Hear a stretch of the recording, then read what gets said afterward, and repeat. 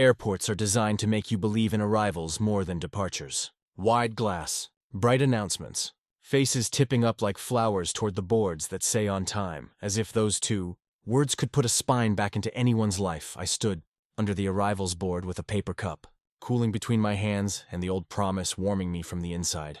It wasn't a grand promise. It didn't have violins or fireworks. It was small. The kind of pledge two kids make in a parking lot behind a school gym. When we're done with all this, we'll come back to Karachi and we'll choose each other for real. She had said it like a dare. Like choosing me would be an act of rebellion she'd enjoy again and again. I folded that promise and slipped it into my wallet, behind my ID, where important things live. Years are a funny kind of erosion. They take slowly until suddenly. At 22, a year sounded like a long bridge. At 26, it's a minute that forgot to stop. I came back because I'd run out of ways to stay away. Freelance design gigs had turned into a small studio. The studio had turned into a habit of sleeping on a sofa under a pinboard of drafts. The drafts had turned into clients who used words like deliverables and brand arc and retainer, and none of that felt like living. I told myself I needed a new city to pitch to, a new skyline to sketch. The truth was simpler. The bridge was supposed to end here. At her, Horace said I was being insane, which is our love language. He met me at the curb with his grin and his creaking hatchback that smells like cinnamon gum. "You really did it," he said, popping the trunk. "You flew back to chase a ghost?" "She's not a ghost." He looked at me. "You haven't spoken in 3 years." 18 months. "Arman," he said, "a year and a half is what people call moving on, not holding. Get in." We drove through a city that had added new glass to old bones, flyovers where there used to be bottlenecks, billboards where there used to be sky. Karachi always looked like someone paused it mid-breath. We took Shara-e-Faisal, slid past a parade of suits and scooters, the ocean hiding somewhere beyond the concrete like a rumor. "Where's she supposed to land?" Harris asked. She already did. "Domestic from Islamabad. An hour ago. And you didn't, meet her at the gate like a rom-com person?" "She asked me not to," I said before I could decide whether to lie. "Said she's grabbing coffee with a friend first." He whistled low. "Ah, a friend." I stared out the window. "Her name is Alina." "Dr. One?" "Yeah." "Neat. Doctors are great at amputations." I laughed despite myself. "That's what Horace does. He opens a window in rooms with no air." We parked, and I told him I'd meet him in 2 hours. He squeezed my shoulder. 2 hours, he said. "If you're not back, I file a missing self-respect report." The airport cafe used to be a dingy corner with chairs that gave up. Now it had warm wood, glass cases, and baristas who pronounced names like they mattered. I found a table that faced the door and pulled out my sketchbook, because my hands needed something to do besides shake. I drew the threshold, then the counter, then a cup I pretended was mine and a little steam that pretended to be hope. She came in like a memory trying to behave. Black kurta, hair in a knot, a small silver hoop in her left ear she never wore when we were 22. She had learned the trick of looking both present and far away. I stood because my body forgot how to sit. "Hey," I said. She blinked as if pulled from a soft, good dream. "Hi," she said, polite warmth switched on like a lamp. Her eyes did a quick scan. Shirt, shoulders, the old scar under my jaw you could only see if you were looking for it. Then the lamp cooled a degree. "Sorry," she added, and smiled like a hostess. "Have we met?" People say my heart dropped like it's a metaphor. Mine obeyed gravity. Something in my chest let go of the ledge and fell 2 floors. "It's me," I said. "Arman." Her brow made a small crease, the kind you get when you're trying to remember if you lock the door. Sorry. I've met a lot of people through Alina's rotations." "Are you from Indus?" "From school," I said. The word tasted like chalk, from the parking lot and the stupid poetry slams, from sneaking out to the sea when the power went, from promising to come back. She tilted her head in that careful way people do when they're trying to be kind to a stranger with a familiar face. "I think you might have me confused with someone else." Alina arrived then, like a page turn. She had that doctor posture, tired and upright at once, and eyes that could do triage on a mess in a second. She looked from me to Mira and back, and something unreadable passed through her gaze. "Arman," she said. Name precise. Like stitching. "You made it." Mira blinked again. "You two know each other?" Alina's mouth thinned. She set her coffee down like a boundary. "We should sit," she said. "There's no good way to do this standing." We took a table by the window where the light made everyone honest. Mira folded her hands on the table like she was waiting for an exam. Alina met my eyes and didn't look away. "I reached out because I thought you would prefer the truth from someone who could keep the room steady," she said. "Mira had a car accident 18 months ago. Mild traumatic brain injury. Physically, she recovered. Neurologically, mostly too. But there are gaps. Gaps, I repeated. Because sometimes the only thing you can lift is the word that just hit you. Retrograde amnesia can be selective, Alina said. Gentle, efficient. Her brain rewired around certain stressors. Not a dramatic who am I situation. More a pruning. It kept what kept her alive. Mira watched our mouths move like they were performing in a language she almost knew. Is that why I didn't recognize you? She asked me, voice small, like a child who suspects she broke something but can't find the pieces. I opened my sketchbook because my hands didn't trust the table anymore. I flipped to a page from years ago, a rough charcoal of her. Open mouth mid-laughter, a smudge where I tried to get the light right on her cheek. I slid it across. You don't remember this? She traced the air above the drawing as if it were hot. It's beautiful, she said. I wish it meant anything when I looked at it. Something unclenched in me then. Not relief, not acceptance. Something like the release a muscle feels when it acknowledges the pain is real. It was the first time in 18 months that the past didn't make demands. The promise in my wallet felt like paper again. I waited, I said. The confession surprised me with how ordinary it sounded. I measured life in coffees I didn't drink because I was saving them for when you came back. I learned how to design without your laugh in the background. I walked past the places where we were idiots and let them be haunted on purpose, so the ghosts wouldn't be lonely. I thought that mattered. I thought waiting made a claim. Mira's eyes filled but didn't spill. I'm sorry, she whispered, and the apology landed like a clean suture. I don't know how to give you back what you gave me. You don't owe me a refund, I said, surprising us both again. I gave it because I knew how. I gave it because I wanted to be the kind of person who finishes what he starts. Alina exhaled, quiet approval in the sound. Healing is not performance, she said to me, then to Mira. And forgetting isn't betrayal. Sometimes it's how the brain chooses you. Outside, a plane knifed up into the afternoon, silver and sure. Inside, the three of us held a small, impossible triangle in place. I looked at Mira and tried to love the version of her that was here, not the one that lived in the sketchbook. She looked back and tried to be honest in a way that would not break me. Alina watched our careful balancing and kept the room steady like she promised. Can I ask you something? I said finally, and Mira nodded. If I were no one, if I were a stranger who wanted to know you now, would you let me? Not to replace anything, not to fix a story, just to see who we are when we aren't trying to be the past. Mira glanced at Alina, then at the drawing, then at me. Her smile was small and brave. I don't know, she said, but I could try a coffee that belongs to this afternoon and not to any other. Would that be a okay start? It would, I said, and the word felt like the first step after a cast comes off. We ordered the kind of coffees we hadn't shared at 22. We talked about work that didn't exist when we were kids. We left the sketchbook closed. Every 5 minutes my memory tried to interrupt, and every 5 minutes I told it to wait its turn. When we stood to go, Mira hesitated. I'm sorry if I'm slow, she said. I don't like disappointing people, but my brain gets overwhelmed. I've got time, I said, and smiled because it was true, and because time no longer meant waiting. It meant walking. Alina looked at me with that doctor's gaze again, as if taking vitals. 2 blocks down there's a park, she said. Good trees, bad benches. It's where I send people who need a gentle place to stand still. We'll find it, I said.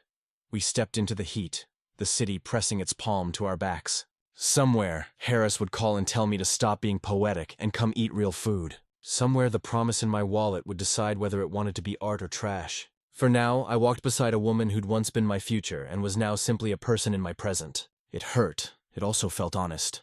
Both things can be true. Sometimes that's the only way to keep walking. Karachi wears afternoon like a fever. Heat pools under flyovers. Horns rehearse arguments they'll never win. And every signal is a negotiation with destiny. Haris idled beside the curb, one elbow out the window, music low enough to make room for my silence. He scanned my face once. Well? She didn't know me, I said. Like awkward didn't know you or medical didn't know you? Alina said. I stopped. The sentence had to be smaller if it wanted to fit out of my mouth. Accident. Gaps. Harris nodded. The kind of nod you save for when your friend's house is on fire and you're holding the bucket. Get in, Romeo. We slipped into the artery of Shara-e-Faisal, the city's breath hot against the windshield. For a few minutes, he let the noise talk so I wouldn't have to. Vendors lifted metal kettles like trophies. A boy in a school uniform practiced dribbling between buses. On a median, a palm tree refused to be reasonable. What now? He asked finally. I watched a plane stitch itself into the sky, a silver line unspooling. I asked if we could start from this afternoon. And? She said she could try. He whistled one note, thin and impressed. That's not nothing. It's also not the thing I was waiting for. Yeah, he said softly. That one's extinct. We turned off toward Peck's, the streets narrowing into lanes that remembered your childhood, even if you didn't remember them back. Hari's parked at a tea stall with a plastic awning that snapped like a flag. The owner raised his chin in recognition, poured 2 cutting chays the color of decisions. Hari slid one to me. Drink. Hydrate your expectations. I laughed because the alternative was choking. The tea burned good sense into my tongue. Across the lane, an ancient radio scraped out a love song from before we were born. 2 cats negotiated over a patch of shade as if it were real estate. A kid leaned against a gate and practiced looking bored. Say it, I told him. What? The speech you're writing in your head. Harris sipped, stalled, then went for the jugular like he always does, quick and clean. Okay. You waited for a version of Mira who doesn't live here anymore. The city molted. So did she. You can't resurrect a timeline by loyalty alone. It's noble. It's also physics. Physics, I echoed, because the word made grief sound like a natural law instead of a personal failure. He pointed the rim of his cup at me. Also, you're not a bank. You don't get interest just because you parked your heart for 18 months. 18 and some change, I said, trying for lightness and missing. He looked at me over the steam. If you want to meet this Mira, meet her. If you want that Mira, build a museum and charge admission to your own sadness. I let the insult sit because it was kind. Haris's kindness always comes wearing spikes so it won't slip. My phone buzzed. A message from an unknown number. This is Alina. Parked near the museum, late afternoon. Good shade. Bring water. It shouldn't have felt like a prescription, but it did. Beneath it, another message. Mira tires easily. Go slow, let her own the pace. And then, you're allowed to be a person, not a saint. Harris read it over my shoulder. I like her. She keeps room steady, I said. Feels like she knows where the exits are. He grinned. I keep snacks steady. Different gifts. He finished his tea, clinked the cup on the saucer. Okay, logistics. You're seeing them at 5. We will perform ritual acts of normalcy until then. You'll help me pick up the amplifier from Sadar. We'll argue about cables. We'll pretend the universe is held together by the right adapter. We did exactly that. Sadar was a crowd pretending to be individual people. Shopkeepers flicked dust off inventory no one would buy. Neon signs remembered brighter days. We slid through aisles of wires and promise. Haris bartered, as if he were trying to win custody of a child. For an hour the world was simple enough to be fixed by the right plug. At 4:40 we reached the museum park. It had old trees that remembered rain and benches that pretended to be comfortable. The sea pushed its breath inland. Families spread picnic cloths like small territories. A man jogged past with a face that said he had been told to by a doctor. Mira and Alina were already there, a geometry under a banyan, 2 women, a bag, a bottle. Mira wore a pale blue kurta, the color the sky tries on when it wants to be forgiven. Her hair was down today, a deliberate softness. Alina waved. Mira lifted her hand like she was introducing me to the light. You brought water, Alina said, approving. Points. I held up 2 bottles. Overachiever. Mira smiled and it reached her eyes this time. Hi, stranger, she said, and the word should have stung but didn't. Stranger meant I had a route, not that I was unwelcome. We sat. For a minute nobody forced conversation into shapes it didn't want. A kite struggled against its thread, changed its mind, and gave in. Somewhere a child shrieked with the joy only gravity can manufacture. I made a list, Mira said suddenly, and pulled a small notebook from her bag. Alina says lists can be bridges. Nouns mostly. Things I like. Things I don't. Things that make me tired. She handed it to me like a report card. I read citrus, early mornings, crowded lifts. No. Rain on concrete. Men who speak too loudly. No. Hands that fidget. Blue pens. Tea strong enough to fix a day. At the bottom, in smaller handwriting, people who look at me like a quiz they want to ace. No. I closed the notebook. Careful. That's a good list, she shrugged. It keeps me from apologizing for boundaries I can't afford. Alina stretched her legs, doctor neutral. We're practicing 5-minute walks, then sit, then 5 again. Keeps the dizziness from winning. Copy that, I said.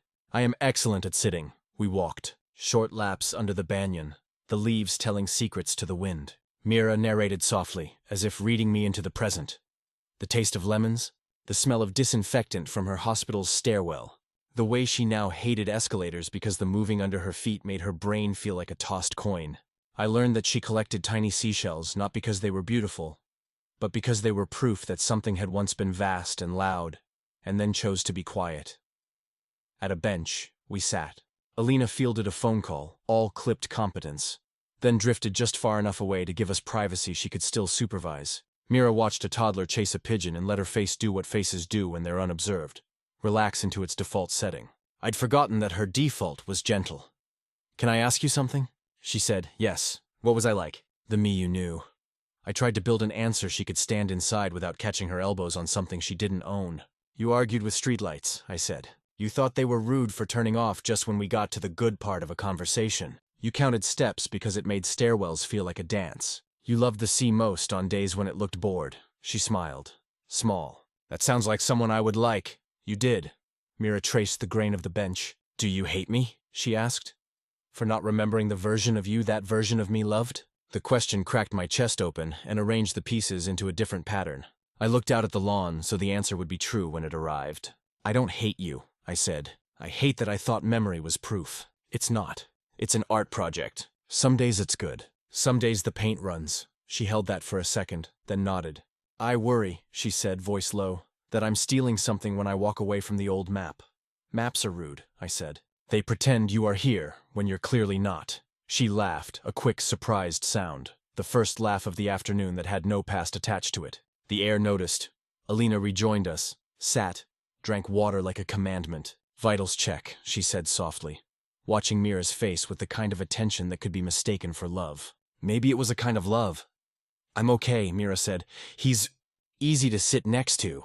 I didn't realize how much I needed the sentence until my shoulders let go of the up they had been holding. Easy to sit next to. That was a title I could be trusted with. We did one more lap. Near the gate, an ice cream cart had stationed itself with the confidence of an invading army. Mira pointed at a flavor neither of us could name. I bought 3. We ate like we were auditioning for a simpler life. When it was time to go, we stood in the kind of awkward that happens when something small and good just finished, and everyone is afraid of talking loud enough to scare it away. Alina checked her watch. "Tomorrow is heavy clinic," she told me. "Maybe give her a day." I nodded. "Of course." Mira looked at me as if measuring a distance no ruler could catch. "Arman," she said carefully, "if I don't reply fast, it isn't because you're a quiz. It's because my brain writes in slow motion." "I can read subtitles," I said. She smiled again, this time with a little mischief. "Text me one sentence tonight. Not a poem, just a sentence that belongs to today."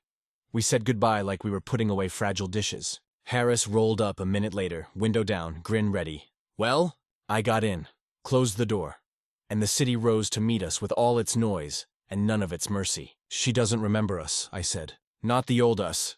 He waited for the rest. "But she laughed at a joke that wasn't born yet," I added. "And I think that counts." Harris drummed the steering wheel, satisfied. "Welcome to the present tense, my friend. Population, you." He merged into traffic like he trusted it, which is how you survive here. "Now we go home. We make dinner. You send one sentence. And then you sleep like a man who isn't trying to bargain with the past." The next morning, I woke before the city did. Dawn felt like an apology no one could say out loud. Gray, quiet, unsure if it should stay. My phone was the first thing I saw. One message from Mira. "Mira, the blue ice cream's name should be tomorrow." I smiled. It was a strange kind of ache. The kind that didn't wound, just reminded you that something inside still works. When Harris saw me that morning, he didn't even say good morning. "Did you text her?" "She texted first," I said. He raised his brows, pretending to be unimpressed but failing. "Careful, man. You're smiling again. You'll mess up your tragic protagonist aesthetic." "I think I'm allowed a break from being cinematic," I said. He grinned. "Good. Because life's not a film, it's a draft. We just keep editing it until it feels honest." "Deep," I said. "Did you sleep on a philosophy book?" "Maybe," he said. "Or maybe I'm just tired of watching you orbit around someone else's gravity." I wanted to argue, but the truth is, I had been orbiting. Ever since that cafe. Ever since she looked at me and didn't know who I was. At noon, Alina texted. "Alina. She's having a better morning. Short-term memory strong. Long-term still foggy. Don't push her. Don't fill in her blanks. Let her find her own way back, if she ever does." Then another line followed. "Alina. You should meet me. Alone." We met at the hospital cafeteria. The smell of antiseptic blended with burnt coffee, and everything looked like it was lit from the inside by exhaustion. Alina sat across from me, coat off, sleeves rolled. Her eyes carried the weight of 100 stories she couldn't tell. She remembers more of her childhood now, she said. But not you, or anything tied to emotional trauma. Trauma, I repeated. I didn't hurt her. No, she said gently. But the brain doesn't always know the difference between hurt and impact. Sometimes the most intense happiness burns as deep as pain. So, what are you saying? That she erased me because she loved me? I'm saying, Alina said, that your memory was expensive. Her mind declared bankruptcy. I stared at her. That's cruel, she nodded. Healing always is. That evening I went to my small design studio. The walls were covered in mood boards and pencil sketches, faces, hands, city corners, the bridge by Clifton that always looked like it was mid-breath. In one corner, I'd pinned a photo of Mira from before. Wind in her hair, sunlight catching the edge of her laugh. I pulled it down. The truth is, she had every right to forget, and I had every right to remember. I sat at my desk and began drawing. Not her face, her absence. The outline of a seat left warm.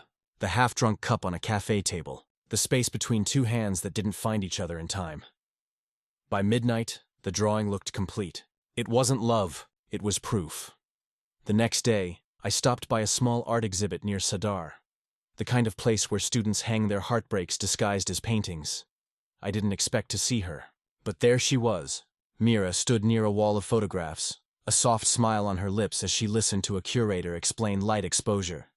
She looked comfortable, alive, like someone who belonged to herself again. She saw me. For a second, her smile faltered, then returned polite. Hey, I said. Hi, she said cautious. You came? I didn't know you'd be here. Neither did I. Alina thought it would be good for me to be around. Color. She looked at the photos. It helps. That's good, I said, and meant it, a pause. The kind that feels like a held breath between pages. I found your drawing, she said suddenly. My chest went cold. What? Alina showed me. The one of the cafe chair and the half cup. Oh. I didn't remember it, she said, voice soft. But I felt it. It was like watching someone else's memory and wishing it were mine. Her eyes lifted to mine, fragile but steady. Did you love me that much? I still do, I said. Just differently now. I think love changes form to survive. She looked down. I don't want to hurt you by not remembering. You're not hurting me, I said. You're reminding me that I can love without needing to be recognized for it. A small tear formed at the corner of her eye, but she blinked it away. I wish I could give you back what you lost. You already did, I said. You gave me a version of you who's free. Later that night, I walked to Clifton Beach. The city lights bled into the sea like guilt. I sat on the sand, the sketchbook beside me. When Mira forgot me, the world didn't end. It just rewrote itself. And maybe that's what love really is. Not a photograph. A translation. Not permanence. Proof. My phone buzzed once. A message. Mira, I remembered something. Not a picture. A sound. You laughing. I think it was raining. I stared at the screen until the words blurred. Then I typed back, Arman. Yeah, it was raining. You said the thunder sounded jealous. Mira, that sounds like something I'd say. Maybe memory isn't gone. Maybe it's just late. Arman. Then I'll wait again. But not the old way. The sea breathed in and out like it was listening. I closed my eyes and let the wind erase the old story, one grain of sand at a time. Somewhere in the city, Mira was rebuilding herself, piece by patient piece. And somewhere in me, love was learning how to exist without needing to be seen. The sea was quieter than I'd ever heard it. Waves moved like they were thinking instead of speaking.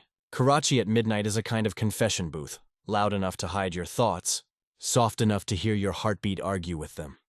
I had been sitting there for almost an hour, replaying Mira's last message in my mind. Maybe memory isn't gone.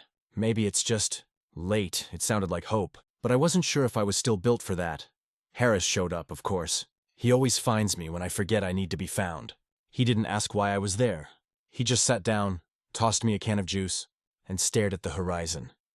You know, he said, for a guy who's good with design, you really suck at closure. I thought closure was a myth, I said. It is, he said, but myths exist because people need to name what they can't do. We watched the water for a while. Somewhere behind us, streetlights flickered like tired eyes. She remembered my laugh, I said. That's something? Yeah, I said, but I don't know what to do with something. Harris leaned back on his elbows. You make it enough. Then you move forward. You don't wait for her to remember your name. You build a life where you don't have to introduce yourself to yourself every day.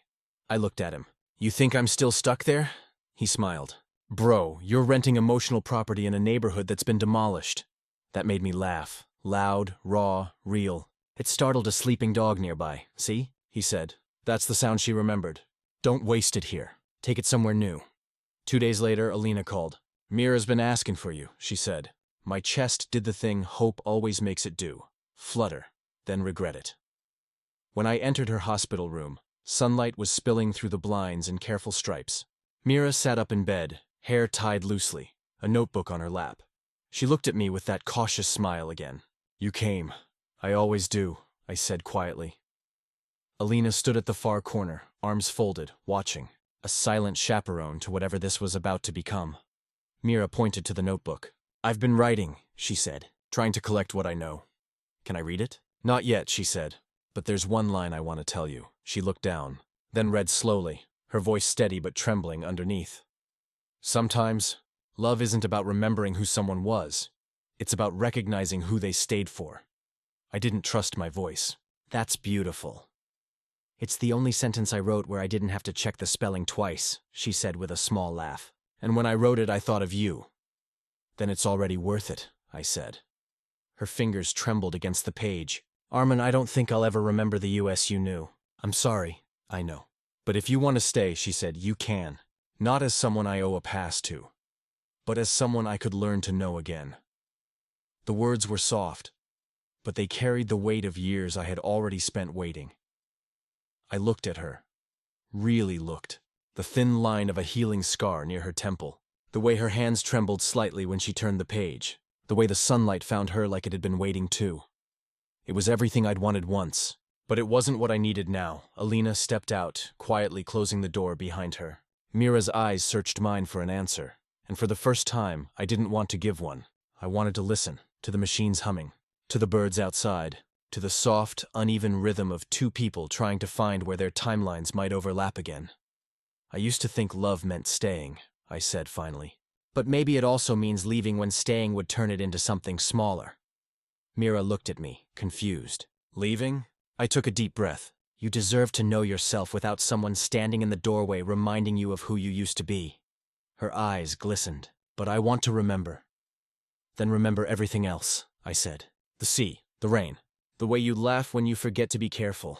You don't need me for those." Her tears finally fell. "And I let them, because some silences are meant to be shared." "I don't want you to disappear," she whispered. "I won't," I said. "But maybe I don't need to stay visible to be real." I placed my sketchbook on the table beside her. The last page was the drawing I'd made that night on the beach. An outline of two figures walking away from each other, their shadows touching like hands still holding on. "This is yours now," I said. "Will I remember you when I look at it?" "Maybe," I said. "Or maybe you'll just feel something kind." "That's enough." Outside the hospital, Alina caught up to me. "You're really leaving?" I nodded. "She doesn't need a curator for her memories. She needs room to build new ones." Alina's expression softened. "You know, for someone who waited years, you let go easily." "Not easily," I said. "Just completely." She smiled sadly. "You're a rare kind, Arman." "Not rare," I said. "Just done pretending that love is measured by how long you can suffer." She extended her hand. "Take care of yourself." "You too," I said. "And tell her the blue ice cream was really vanilla." I lied, Alina laughed, the sound chasing me out into the parking lot. Weeks passed. Work filled the gaps that waiting used to occupy. Sometimes I'd get messages from Alina, short clinical updates. "Alina. She's painting now. Small canvases. Lots of blue. Alina." She smiled when I mentioned the sea, said it feels familiar. I never replied, but I always read them. One evening, as I locked the studio, a letter was taped to the door. Mira's handwriting, slow but careful. "Arman, I don't remember the story, but I remember the feeling that someone once loved me gently. I think that's you. Wherever you are, I hope you're not waiting anymore." Mira, I folded the letter and placed it in the same wallet where an old promise once lived. The promise was gone now, but something softer had taken its place. Peace. As I walked home, the city lights flickered like stars trying to remember themselves. And for the first time in years, I didn't look back.